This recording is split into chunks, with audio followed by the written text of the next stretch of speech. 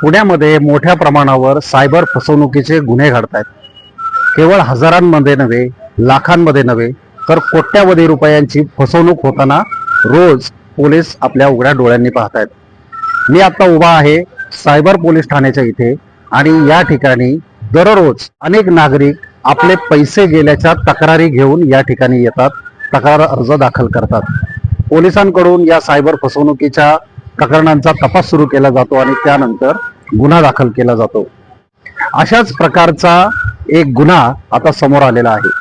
हडपसर परिसरामध्ये राहणाऱ्या एका प्रथितयश डॉक्टरला सायबर चोरट्यांनी तब्बल 12 कोटी रुपयांचा गंडा घातलाय. या डॉक्टरच्या व्हॉट्सअपवर एक मेसेज आला.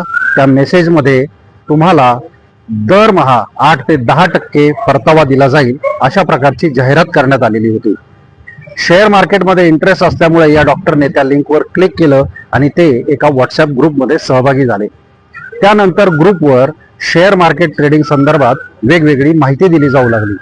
अनेक जणांनी त्या ग्रुपवर आपल्याला कसा फायदा झालाय याचे स्क्रीनशॉट टाकायला सुरुवात केली आणि ह्याच भुलाव्याला डॉक्टर बळी पडले. त्यांनी देखील शेअर मार्केटमध्ये इंटरेस्ट असल्याचं त्या ग्रुपवर टाकलं.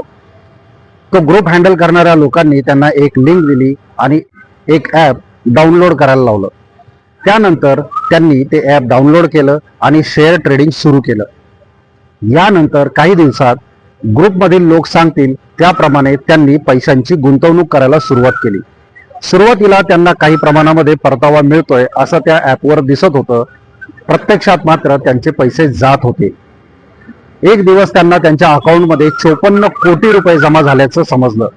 त्यांनी ते पैसे विड्रॉल करण्यासाठी ग्रुप ॲडमिनकडे मागणी केली. मात्र त्यांनी असं सांगितलं की तुमची सेबीची चौकशी होईल, तुमच्या मालमत्तेवर टाच येईल, तेव्हा तुम्ही आणखी 12.5 कोटी रुपये भरा, त्यानंतर तुम्हाला हे 54 कोटी रुपये मिळतील. त्यावेळी त्या डॉक्टरला संशय आला आणि त्यांनी सायबर पोलिसांकडे या संदर्भात तक्रार दाखल केली. सायबर पोलिसांनी या प्रकरणाचा तपास सुरू केला आणि तोपर्यंत डॉक्टरने आपले 12 कोटी 35 लाख रुपये गमावलेले होते. 8 ते 10% भुलाव्याला फसलेल्या या डॉक्टरने आपले जवळपास 12.25 कोटी रुपये सायबर फ्रॉडमध्ये गमावले. अशा प्रकारच्या अनेक घटना दररोज घडताना पुण्यामध्ये आपल्याला दिसतात. केवळ लोभ, अधिक पैशांचा हव्यास आणि मोह या सगळ्या गोष्टींना कारणीभूत आहे. तुम्ही सुद्धा सावध व्हा.